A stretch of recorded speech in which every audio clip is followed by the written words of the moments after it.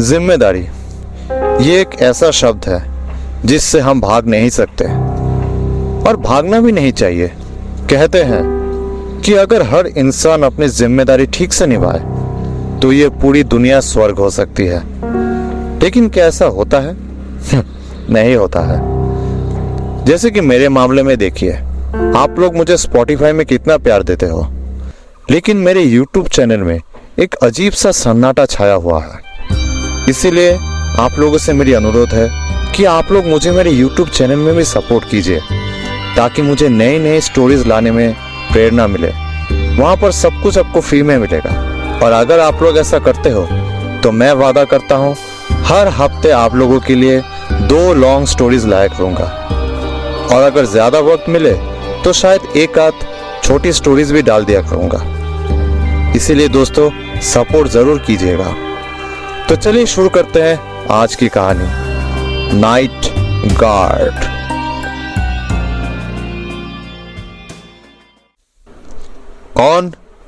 कौन है वहां? निखिल ने जोर से आवाज लगाई। पुसवाड़ा नाम के इस खदान में निखिल ने आज ही अपने पैर रखे हैं। अब निखिल यहाँ कैसे पहुंचा? असल में वो गया था आज से 2 दिन पहले अपने मामा की बड़ी बेटी की शादी में, जहां पर उसकी मुलाकात हुई थी जगमल पंसरिया के साथ। एकदम हाथी की तरह दिखता था वो, और साथ में उसके गले में लटक रही थी काफी सारी सोने की चेन। निखिल के जीजाजी ने उनके साथ निखिल की मुलाकात करवाई थी। मकसद बस एक ही था। पंसरिया एक बहुत ही बड़े व्यापारी थे। बहुत बड़ा लकड़ी का कारोबार तो था ही, और साथ में था कई सारी छोटी मोटी लोहे की खदानें। अपनी बेटी की शादी में दीदी बहुत व्यस्त थी, और उसी बीच उसने कहा था, उससे बात करो, तुम्हारे लिए वही कुछ कर सकता है। भले ही वो एक बहुत बड़े आदमी थे, लेकिन साथ में उनका दिल भी बहुत बड़ा था। लोगों के साथ घुलना मिलना उन्हें बहुत पसंद था। निखिल के जैसे एक फुटपाथ के लड़के के साथ बिल्कुल खुले मिजाज में वो बातें करने लगे। निखिल ने देखा कि उन्हें हिंदी बहुत अच्छी तरह से आती थी। इसीलिए निखिल के पूछने पर उन्होंने जवाब दिया, अरे अभी तो यहीं पर सेटल होना है, थोड़ी हिंदी नहीं जानेंगे तो कैसे चलेगा। अब निखिल ने पूछा, अच्छा आप कलकत्ता में रहते थे क्या? हाँ रहता तो था, लेकिन अभी नहीं रहता। अभी वो मकान किराए में दिया हुआ है। अच्छा आप कलकत्ता जाते हैं? हाँ कभी कभी जाता हूँ। वैसे अगर इस बार गए तो इस गरीब के खाने में थोड़ा पैर जरूर रखिएगा। वैसे आप करते क्या हैं कलकत्ता में? अब निखिल को थोड़ी शर्म आने लगी। अभी अभी तो मुलाकात हुई है, कैसे बताए कि निखिल बिल्कुल बेरोजगार है। हालत को संभाल लिया जीजाजी ने। जल्दी से उन्होंने कहा, आप तो कलकत्ता की हालत जानते ही हैं।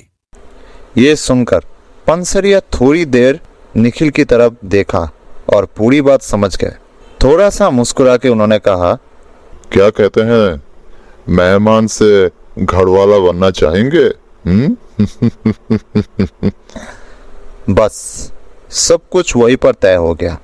उनका एक खदान था जहां पर मेरा काम था, वही के ऑफिस पे खाना पीना और रहने का बंदोबस्त वहीं पर है। शादी का सारा काम खत्म होते ही निखिल ने अपने नए काम पर मन लगाया। ये जगह पूरी तरह से जंगल और छोटी छोटी पहाड़ों से भरी हुई थी। खदान, इस खदान को आप खदान नहीं कह सकते। ये दिखने में कुछ ऐसा लगता है कि जैसे किसी तालाब को खोदा जा रहा हो। खैर जो भी हो, पंसरिया के साथ खदान में पहुंचने के बाद जब निखिल को पता चला कि उससे यहाँ अकेला ही रहना पड़ेगा, तब वो थोड़ा सा निराश हो गया। वैसे पंसरिया उसको देख के ही समझ गए और कहा, अरे माइंस में एक जीप होगी हमेशा, आ जाना कभी घर में, आना जाना तो चलता ही रहेगा, सिर्फ 6 घंटे की दूरी। ये कहने के बाद पंसरिया पूरी की पूरी खदान उसे अच्छी तरह से घुमा कर दिखाया। पूरा दिन बस काम चल रहा है। वहां पर जितने भी पोस्ट थे उन सभी पोस्ट में कोई ना कोई था। निखिल का काम था जो भी वहां पर हो रहा है वो सारी की सारी जानकारी कंप्यूटर में टाइप करके रखना। समस्या बस एक ही थी कि जब से खदान खुली है तब से ये काम बिल्कुल खाली पड़ा हुआ है, इसीलिए शुरुआत में थोड़ी सी मुश्किल हो सकती है। पंसरिया के जाते ही निखिल का ऑफिस बिल्कुल सन्नाटे से ढक गया।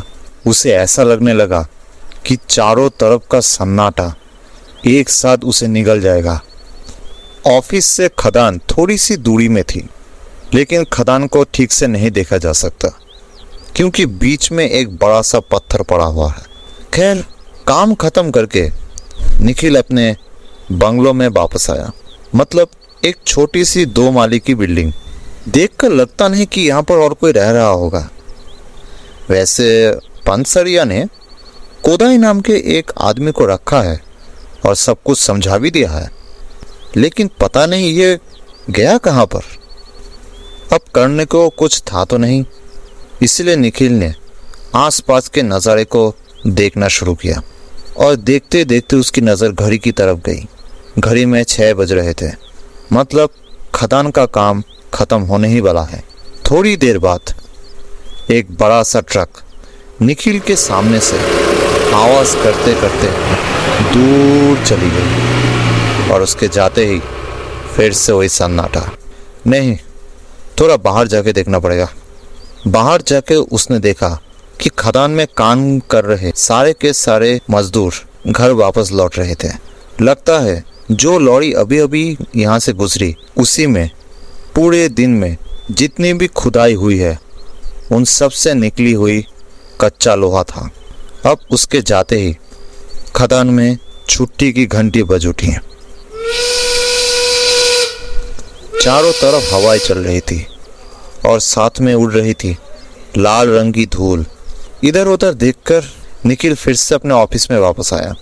रहना था उसे 2 माले में। नीचे की तरफ देखा तो पाया और भी 3 दरवाजे, जिसमें से शायद एक में कोदाई रहता होगा, लेकिन बाकी 2 वो किस लिए?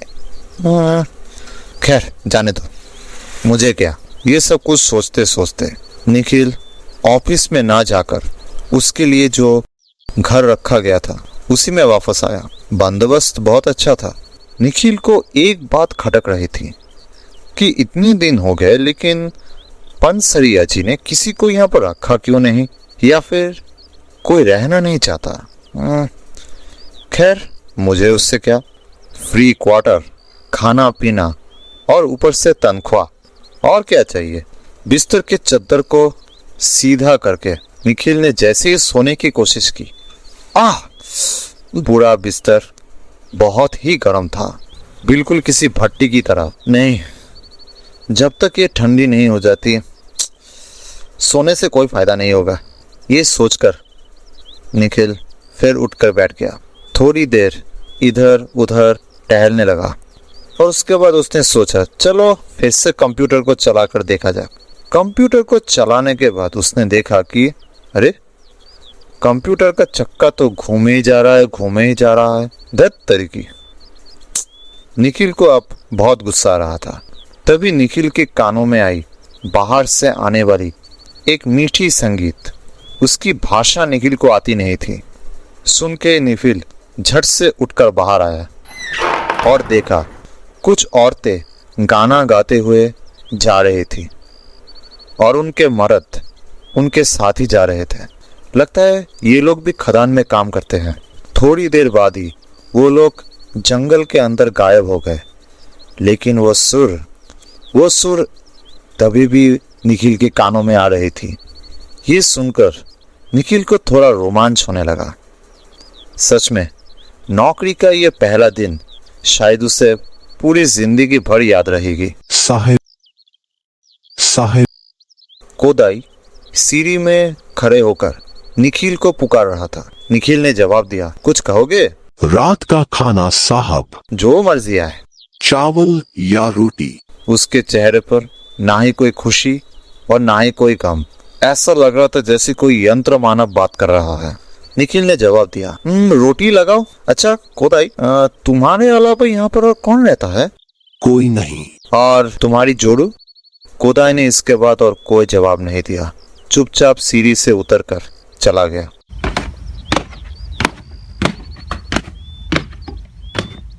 मतलब इतने बड़े घर में बस 2 लोग। निखिल को अब थोड़ा थोड़ा डर लगने लगा। निखिल को ख्याल आया कि अगर रात में उसके साथ कुछ हो जाता है तो मदद करने के लिए यहाँ पर तो कोई नहीं है। और ये कोदाई, इसको देखकर तो लगता है ये एक बहुत बड़ा नमूना है। इसको बुला के भी शायद कोई फायदा नहीं होगा। मोबाइल, हाँ मोबाइल में कोई टावर नहीं। तभी उसे याद आया कि कंपनी का एक टेलीफोन है। जाकर उसको उठाते ही उसे पता चला कि फोन तो डेड है। वैसे पंसरिया जी ने कहा था कि यहाँ पर एक जीप रहती है, वो भी तो नहीं दिख रहा। नहीं, इतना सोच के कोई फायदा नहीं होगा। उसके बाद निखिल फिर से अपने ऑफिस में वापस आया। तब तक कंप्यूटर में उसे सारे के सारे आइकॉन्स दिखने लगे थे। चेयर पे बैठ के ही जैसे ही उसने कंप्यूटर के माउस पर हाथ रखा, तभी ऐसा लगा कि कई सारे नुकीले पिन उसके उंगली में घुस गए हो। जोर से वो चिल्ला उठा। वो चीख सुनकर कोदाई दौड़कर ऊपर आया और कहा, क्या आप ठीक है? क्या आपको दर्द हो रहा है? निखिल जवाब देने की हालत में नहीं था।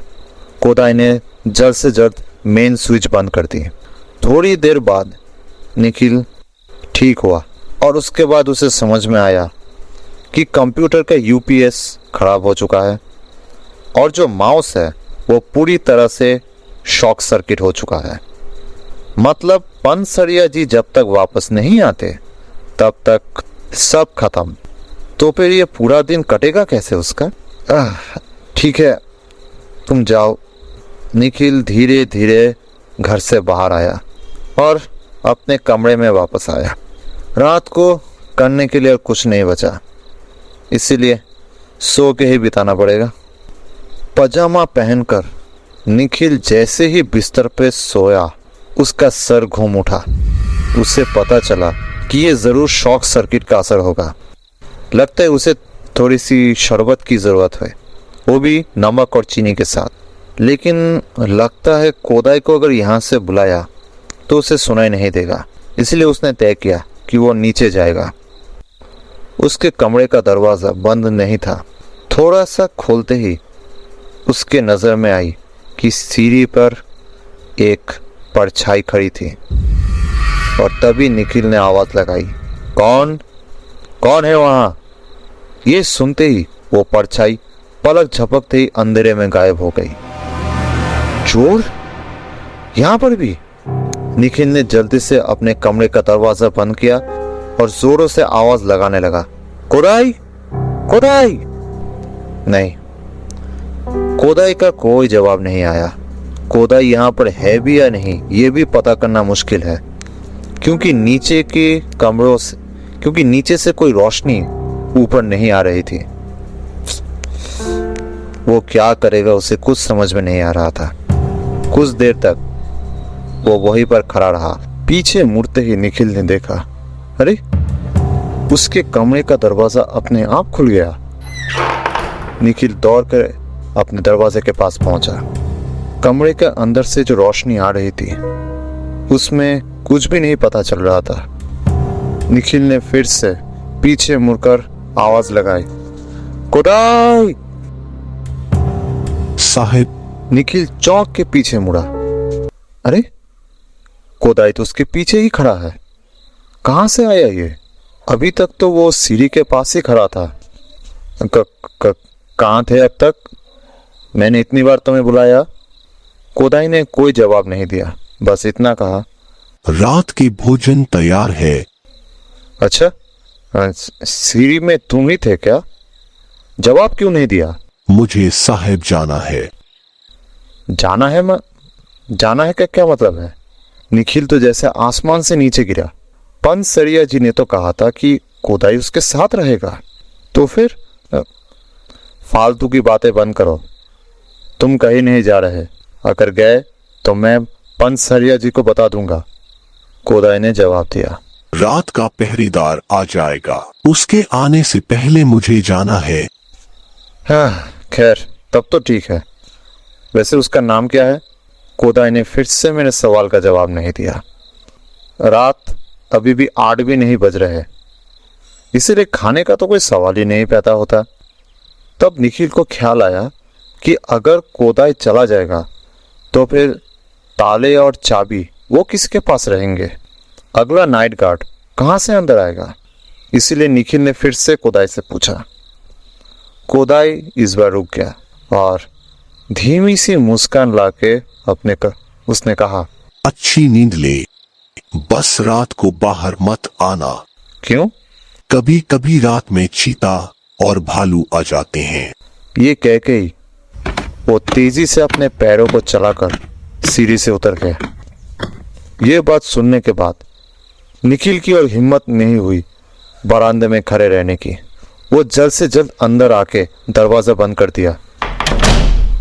दरवाजे की जो हालत है, इसमें शक है क्या ये किसी जंगली जानवर को रोक पाएगा? इसीलिए निखिल ने दरवाजे के पास एक चेयर को लगा के रख दिया। टेबल के पास आके उसने देखा कि सामने रोटी, एक सब्जी और साथ में चिकन था। उसे लगा चलो खाना खत्म कर लेते हैं, जग के क्या करेगा वो।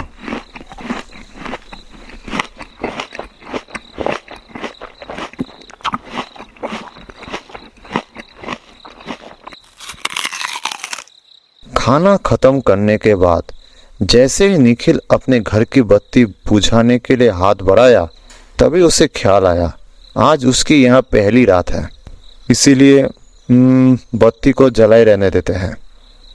बिस्तर पर पड़ते ही पता नहीं पूरी दुनिया में जितनी भी नींद थी वो सब उसकी आंखों में आके जमा हो गई।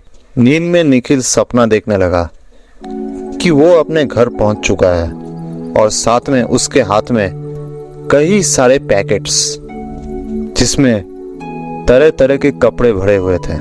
निखिल ने जैसे अपने दरवाजे की घंटी बजाई, तब वो घंटी की आवाज उसके कानों के पास बजने लगी। निखिल सपनों में ही सोचने लगा कि भैया ने ये सिस्टम कब से लगाया। इसीलिए निखिल ने हाथ हटा लिया, लेकिन फिर भी वो आवाज उसके कानों के सामने बजी जा रही थी और नींद में ही उसको एक आवाज सुनाई दी। हेलो। ये गले की आवाज निखिल नहीं पहचानता, इसीलिए ये आवाज सुन के ही वो चौंक उठा और इसी वजह से ही वो बिस्तर से भी गिर गया। तब उसे पता चला कि वो अब तक तो सपना देख रहा था। उठकर उसने टेबल में रखी पानी की बोतल हाथ में लेते ही उसको फिर से झटका लगा, क्योंकि उसके कमरे के पास में ही ऑफिस रूम था। वहीं से एक अनजान आदमी की आवाज आ रही थी, मतलब रात का पहरेदार आ चुका था। निखिल ने अपने बिस्तर से उठकर सोचने लगा, क्या दरवाज़ा खोलना ठीक रहेगा, क्योंकि कोदाई ने मना किया था। तभी उसने देखा कि एक और दरवाज़ा है जिसमें से ऑफिस घर में जाया जा सकता है। उसको खोलते ही निखिल अंदर की तरफ देखा तो पाया कि एक आदमी उसकी तरफ पीठ करके बैठा हुआ है और टेलीफोन में किसी से बात कर रहा था। शर्ट, पैंट और साथ में उसके पैर में 2 जूते भी थे। अच्छा, टेलीफोन तो खराब था, ये आदमी आते ही ये अब से अब ठीक भी हो गया। निखिल अंदर आया, तब तक उस आदमी की बात खत्म हो चुकी थी। तब निखिल ने पूछा, excuse me, who are you? और तभी वो आदमी हंसने लगा और हंसते हंसते कहा, अरे भाई साहब, इतनी दूर आया हूँ, सोचा हिंदी में बात करूँगा और आप इंग्लिश झाड़ने लगे। अरे आपको भी हिंदी आती है? निखिल तो चौंक उठा। क्यों, यकीन नहीं हो रहा? मेरा नाम है शंकर मुखर्जी। इतने दिनों तक यहाँ पर रहते रहते हिंदी बोलना तो जैसे मैं भूल ही गया था। फिर निखिल ने कहा, नमस्ते, मेरा नाम निखिल भौमिक है। अच्छे से देखा तो निखिल ने पाया कि आदमी था नाइट गार्ड और निखिल था ऑफिस इंचार्ज। इसीलिए निखिल ने सोचा ज्यादा खातिरदारी ज्यादा तो नहीं हो जाएगी। खैर छोड़ो, क्या फर्क पड़ता है। इस मीरान जगह में एक हिंदी बोलने वाला आदमी, और क्या चाहिए। निखिल ने भी हंस के जवाब दिया, वैसे आप भी नीचे ही रहते हो क्या? शंकर जी फिर से हंस उठे। नीचे मतलब?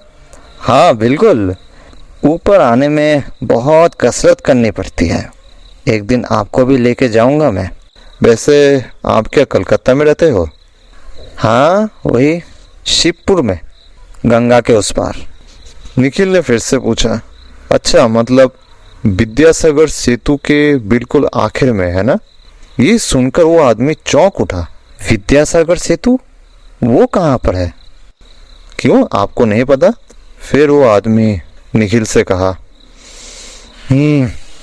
बहुत दिन हो गए, कितने दिनों से घर नहीं गया। 20 साल हो चुके हैं यहाँ पर। 20 साल? इस 20 साल में आप एक बार भी घर नहीं गए? कैसे जाएंगे बोलिए, ये पहरेदारी छोड़कर कौन जा सकता है।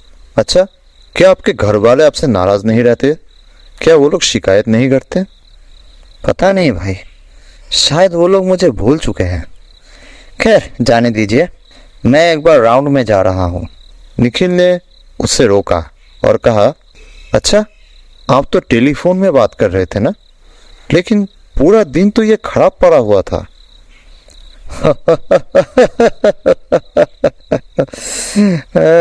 अरे भाई साहब, ये हमारा टेलीफोन है। ये दिन में सोता है और रात में जागता है। क्यों, चलना चाहेंगे मेरे साथ? कहाँ? अरे राउंड पे, जाते जाते खूब बातें करेंगे, चलिए। लेकिन कोदाई ने तो कहा था कि बाहर जाने में खतरा होगा, चीता भालू घूमते हैं यहाँ पर। ये सुन के वो गुस्से में आ गए। जानवर कह के, इतने साल हो गए अभी तक नहीं बदलाई है। जो भी नया आदमी आता है उसी को ऐसे डराता है। मैं इतने सालों से यहाँ पर पहरेदारी कर रहा हूँ, मैंने तो कुछ नहीं देखा। आप चिंता मत कीजिए, जब तक मैं हूँ आपको कुछ नहीं होगा। क्यों, जाना जाएंगे? ठीक है, चलिए। आपको पता है, मैं भी आपकी तरह यहाँ ऑफिस का ही काम करने आया था। अच्छा, तो फिर नाइट गार्ड का काम क्यों लिया आपने? यहाँ के जंगलों में एक जादू है, पता है? अगर इसने आपको जकड़ लिया फिर आप इससे बच नहीं पाओगे। वैसे आप कविता लिखते हो क्या? निखिल ने कहा, नहीं। अच्छा है, आप तो बच गए। अगर कविता लिखने की आदत होती तो फिर इस जंगल को छोड़कर आम जिंदगी में कभी वापस नहीं लौट पाते। ये बात सुनकर निखिल को भी हंसी आ गई। उसने कहा, अच्छा मतलब आप लिखते हो? नहीं नहीं नहीं नहीं नहीं, मुझे इसका कोई शौक नहीं है। अगर होता तो सच कहता हूँ, मर के भी मुझे शांति नहीं मिल पाती। बात करते करते वो लोग नीचे उतर आए। निखिल ने कहा, अरे दरवाजा बंद नहीं करेंगे? अरे छोड़िए, कौन आएगा यहाँ पर। आसपास जो गांव है वो कम से कम यहाँ से 5 किलोमीटर। मैं भी यहाँ पर आया था इंटरव्यू देने, और आते ही मुलाकात हुई अशोक शर्मा के साथ। जब पता चला कि यहाँ पर एक नई खदान खुली है, तब बस नौकरी ले ली। और उसी के बाद से इस जंगल के जादू ने मुझे पूरी तरह से अपने अंदर समा लिया। इतना मैं समा गया इसके अंदर कि वापस आने का मन ही नहीं करता। वैसे आप कहाँ रहते हो? मतलब दिन के उजाले में? ये जो खदानें देख रहे हैं, इनके पीछे एक पुरानी खदान है जहाँ पर पहले ब्लास्टिंग होती थी। उसी की पश्चिम की तरफ एक खाई है, छोटी सी खाई। वहीं पर रहता हूँ। अजीब बात है। इसमें अजीब क्या है? आपके घर वाले अगर जानेंगे आप ऐसे 2 माले की बिल्डिंग में अकेले रहते हो और वो भी इस सुनसान इलाके में, क्या उन लोगों को अजीब नहीं लगेगा? बात तो सही है। चलते चलते वो दोनों खदान के बिल्कुल ऊपर पहुंच गए और फिर शंकर जी ने कहा कि अगर आप दिन के उजाले में देखोगे तो थोड़ी सी दूर में आपको वही पुरानी खदान दिखेगी। सबसे पहला ऑफिस वहीं पर था, लेकिन वो 1 माले की थी। क्या वो अभी भी है वहां पर? हाँ बिल्कुल है, लेकिन अभी कोई रहता नहीं वहाँ पर। सुना है वहाँ पर किसी प्रेत आत्मा का वास है। क्या? प्रेत आत्मा? हाँ बिल्कुल। मदिया नाम की एक आदिवासी लड़की का वहाँ खून हुआ था। क्यों, जाना चाहेंगे? उनकी आवाज में एक अजीब सा जादू था, इसीलिए निखिल ने भी और मना नहीं किया। चलते चलते वो कहने लगे, ये खून था या फिर कोई आत्महत्या, किसी को पता नहीं चली ठीक ठाक, क्योंकि उसकी बॉडी नहीं मिली थी। बाप रे, इस जंगल में इतने सारे रहस्य हैं। अरे रहस्य जंगलों में नहीं मिलेगा तो क्या खुले मैदान में मिलेगा? शंकर की इस हंसी की आवाज सुनकर ऐसा लगा कि कोई जंगल में से हमें देख रहा था और तुरंत वहां से भाग गया। उसकी कदमों की आहट जमीन में पड़ी हुई पत्तों से मुझे साफ पता चली। अजीब बात है, यहाँ पर कोई और भी है क्या? हाँ हाँ बिल्कुल रहते हैं। जिनके पास रहने की कोई जगह नहीं होती वही लोग यहाँ रहते हैं। वैसे मदियार की कहानी सुनेंगे? हाँ कहिए। मदिया यहाँ की एक आदिवासी लड़की थी। उम्र कितनी होगी? 17 से 18। ऑफिस में खाना बनाने का काम करती थी और तब मेरे अलावा और कोई रहता नहीं था, इसीलिए जो भी बातें होती थी सिर्फ मुझसे ही होती थी। उसी की मदद से मैंने इस जंगल और इन पहाड़ों को अच्छी तरह जाना था और दिखने में ऐसा लगता था कि जैसे काले पत्थर से बनी हुई कोई नायाब कलाकृति, और उसका स्वभाव बिल्कुल किसी झरने की तरह थी। ये बातें हो ही रही थी। चलते चलते शंकर जी ने फिर से कहा, यही है वो पुराना ऑफिस। अंधेरे में ठीक से दिखा तो नहीं, बस इतना पता चला कि वहां पर एक घर है। शंकर जी ने एक कमरे की तरफ इशारा करके दिखाया। मैं पहले वही रहा करता था। एक दिन अशोक शर्मा मेरे वहाँ पर आए थे, सारा का सारा हिसाब किताब अच्छी तरह से देखने के लिए। उसी दिन भयंकर बारिश हो रही थी, इसीलिए वो घर नहीं लौट पाए थे। रात को मैं सो रहा था और तभी अचानक निखिल के कानों में एक चीखने की आवाज आई।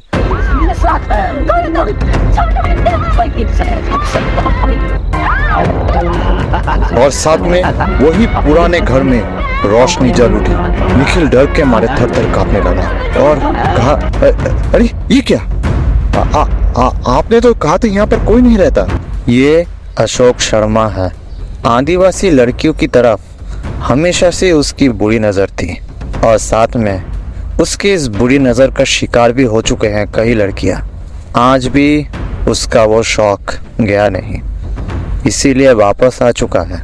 चलिए एक काम करते हैं, उस खिड़की के पास जाकर चुपचाप खड़े रहते हैं। उन दोनों ने ही देखा कि घर के अंदर एक मोटा आदमी एक आदिवासी लड़की को खींचते खींचते बिस्तर की तरफ ले जाने की कोशिश कर रहा था, लेकिन वो लड़की भी अपनी पूरी जान लगा रही थी ताकि वो उस हैवान के हाथ से बच सके। यही है मदिया। शंकर जी ने धीरे धीरे निखिल के कानों में कहा। मदिया? क्या मतलब है मदिया? आपने तो कहा था उसने आत्महत्या कर ली थी। मदिया कोई एक औरत नहीं है। यहाँ पर जितनी भी औरतें बलि चढ़ी है वो सब एक एक मदिया है। तो फिर हम लोग यहाँ खड़े क्यों हैं? चलिए आज उसे सबक सिखाते हैं। रुकिए रुकिए, थोड़ा रुकिए, कोई ना कोई ज़रूर आएगा। उनकी ये बात खत्म होती अचानक दरवाजा खोल के कोई अंदर आया। शर्मा जी, ये क्या? छी, शर्म नहीं आती आपको ऐसी हरकतें करने में? ये आवाज सुनकर निखिल को कुछ जाना पहचाना सा लगा। पता नहीं कहाँ पर ये आवाज सुनी थी, पर उसने उस लड़की को छोड़ा नहीं और पलट जवाब दिया, चुपचाप अपने कमरे में जा, समझा? मदिया को छोड़ दीजिए वरना। उस आदमी की बातें तो सुनाई दे रही थी, लेकिन शंकर को वो दिखाई नहीं दे रहे थे। अच्छा, क्या करेगा तू? क्या कर लेगा? निखिल समझ पा रहा था कि वो दूसरा आदमी धीरे धीरे अशोक शर्मा की तरफ बढ़ रहा था, क्योंकि अशोक शर्मा धीरे धीरे पीछे जा रहे थे और जाते जाते पलंग के पास जाकर खड़े हो गए। मदिया तब भी कोशिश की जा रही थी उसके हाथ से खुद को छुड़ाने की, और कोशिश करते करते अचानक उसने अशोक शर्मा के हाथ से खुद को छुड़ा लिया। अशोक शर्मा बिस्तर पे गिर गए और वो लड़की तुरंत उस दूसरे आदमी के पास जाके खड़ी हो गई। तब तक अशोक शर्मा तकिए के नीचे कुछ ढूंढ रहे थे और ढूंढते ढूंढते उन्होंने एक रिवॉल्वर बाहर निकाला और उन दोनों की तरफ निशाना लगा के कहा, बहुत होगा, अब तो छूट जाएगा। उस आदमी ने उसकी बातों पर ध्यान न देकर मदिया को लेकर दरवाजे की तरफ बढ़ने लगा। मदिया को छोड़ दे। उस आदमी ने पलटकर धीरे से जवाब दिया, नहीं छोड़ूंगा। क्या कर लेगा रे? अच्छा, ये ले तो फिर। निखिल को समझ में आया कि वो आदमी धीरे धीरे मदिया की गोद में अपना पूरा शरीर छोड़ दिया और उसके बाद अशोक ने दूसरी गोली चलाई मदिया के ऊपर। निखिल को कुछ समझ में नहीं आ रहा था अब वो क्या करेगा। उसकी आंखों के सामने दो लाशें गिरी हुई है। कल अगर पुलिस आई तो वो क्या जवाब देगा। लेकिन उसके साथ शंकर, वो तो शांत खड़े थे। अशोक शर्मा ने अपनी रिवॉल्वर फेंक दी और वहां से बाहर निकल गया। उसके बाहर निकलते ही रोशनी आकर पड़ी उस घायल आदमी की चेहरे पर और उसे देख के निखिल के सारे रोंगटे खड़े हो गए। अरे ये क्या? ये तो शंकर ही है। मतलब हो क्या रहा है ये? अगर ऐसा है तो उसके पास कौन खड़ा है? निखिल के दिमाग ने काम करना बंद कर दिया था और साथ में उसका गला सूख रहा था। फिर भी किसी तरह से उसने पूछा, वो आदमी, वो आदमी, शंकर ने धीरे धीरे आवाज में कहा, पहचाना नहीं? ये और कोई नहीं, शंकर मुखर्जी। वो भी शंकर और मैं भी। मदिया आजा। ये बात सुनते ही दिया झट से उठकर खड़ी हो गई और खिड़की की तरफ आने लगी।